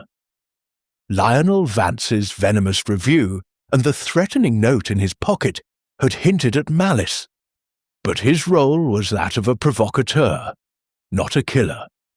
Miss Marple's needles paused as she considered how close each had come to the edge, their secrets laid bare by the Gala's tragedy. In St. Mary Mead, she would sit by her cottage fire, the village gossip bringing new puzzles to her door.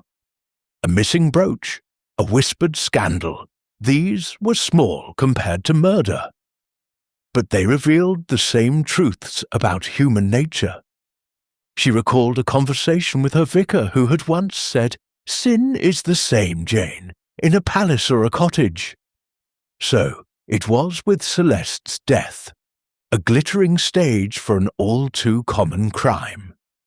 The train slowed, and Miss Marple gathered her things, her shawl nearly finished.